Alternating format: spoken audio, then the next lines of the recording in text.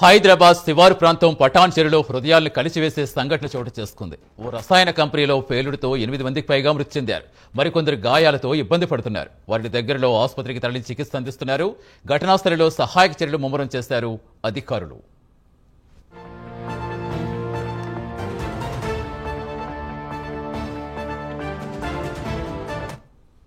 Patan చెరులో పాసమైలారులో reactor పేలుడు ఘటన అందరినీ దిగ్భ్రాంతికి గురిచేసింది. పేలుడు ధాటికి 8 మందికి పైగా చనిపోయారు. 26 మందికి గాయాలైనట్టు తెలుస్తోంది.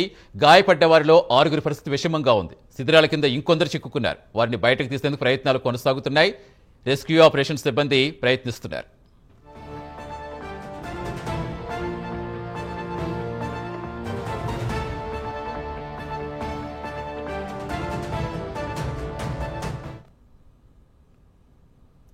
రసాయన పరిశ్రమలో భారీ శబ్దంతో పేలుడు జరిగినట్టుగా చుట్టుపక్కల వాళ్ళు అంటున్నారు. రియాక్టర్ పేలుడుతో కార్మికులు 100 మీటర్ల దూరంలో ఎగిరిపడ్డారని స్థానికులు చెబుతున్నారు.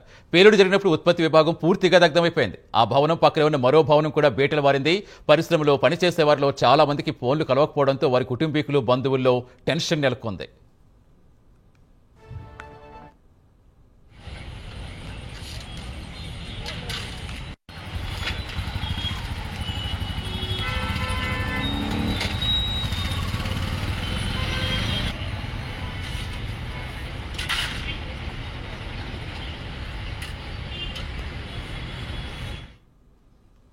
పరిశ్రమలో గాయపడ్డ వారిని రామచంద్రనగర్, ఇస్నాపూర్లో పలు ఆసుపత్రికి తరలి చికిత్స అందిస్తున్నారు. ఆసుపత్రిలో చికిత్స పొందుతున్న వారిలో కొందరి పరిస్థితి విషమంగా ఉన్నట్టుగా వైద్యులు చెబుతున్నారు.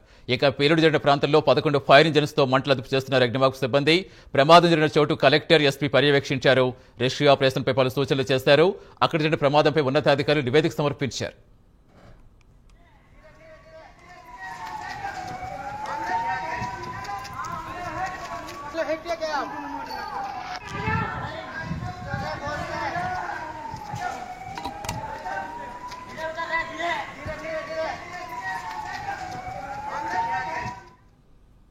ప్రమాద ఘటనపై సీఎం రేవంత్ రెడ్డి ఆవేదన వ్యక్తం చేశారు. పేలుడికి గల కారణాలపై ఆరా తీశారు. చనిపోయిన కుటుంబాలను, గాయపడ్డ వారిని ప్రభుత్వం ఆదుకుంటుందన్నారు.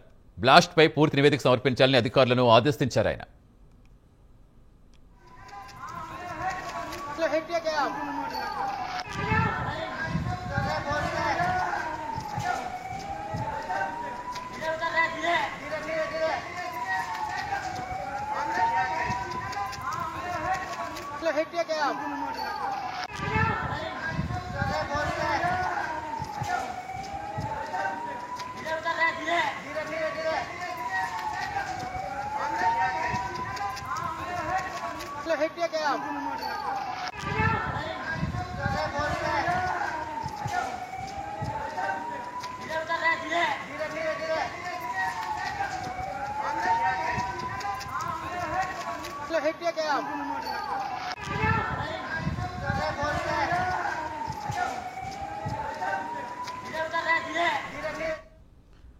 హైదరాబాద్ శివారు ప్రాంతాలు ఇలాంటి ఘటనలు తరచూ జరగడంపై ప్రజలు, పలువురు నిపుణులు ఆందోళన వ్యక్తం చేస్తున్నారు. ఇలాంటి బ్లాస్టింగ్లు జరగకుండా జాగ్రత్తలు తీసుకోవాలని కోరుతున్నారు. కొన్ని ప్రాంతాల్లో జనాలు నివసించే ప్రాంతాల్లోనే పరిశ్రమలు నిర్మించడంతో ఘాటైన వాసనలు వెలువడుతున్నాయని, దీనివల్ల ప్రజలు అనారోగ్యం బారిన పడుతున్నారని ఆవేదన వ్యక్తం చేస్తున్నారు. ఫ్యాక్టరీల నిర్మాణం, నిర్వహణపై ప్రభుత్వం, అధికారులు చర్యలు తీసుకోవాలని డిమాండ్ చేస్తున్నారు.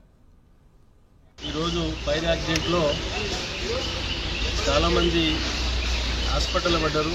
కొంతమంది చనిపోయారని తెలుస్తూ ఉంది. లెక్కలు తేల్చుకోలేదు. ఇంకా ఎక్కడే చనిపోయారని చెప్తా ఉన్నారు. ఇంకా బిల్డింగ్ కింద ఎంతమంది తెలియదు.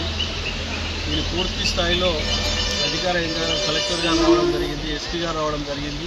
దీన్ని పూర్తి స్థాయిలో మేనేజ్మెంట్ కఠినమైన చర్యలు తీసుకోవాలి. ఎక్కడ సేఫ్టీ ప్రికాషన్ లేకుండా వీళ్ళు కంపెనీ నడుపుతూ ఉన్నారు. 30 సంవత్సరాల సంది ఎక్కడెక్కడ పైర్లకు తుప్పుపట్టిండదు.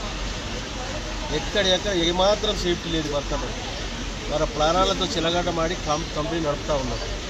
కాబట్టి ఈరోజు జరిగిన యాక్సిడెంట్లో దెబ్బలు తగిలిన వారు కానీ, బర్నింగ్లో కాలిన వాళ్ళు కానీ వారికి పూర్తి స్థాయిలో వాళ్ళ కుటుంబాలకు జాబులు ఇవ్వాలి.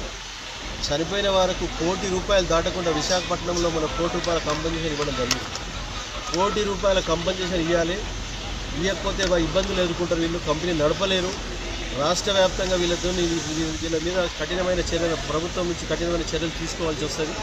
కాబట్టి పొల్యూషన్ కంట్రోల్ బోర్డు వారు కానీ, లేబర్ డిపార్ట్మెంట్ వారు కానీ, సేఫ్టీ ప్రికాషన్ డిపార్ట్మెంట్ కానీ ఎక్కడ ఏమాత్రం చర్యలు తీసుకోకుండా ఆ కంపెనీ నడిపిస్తూ ఉన్నారు.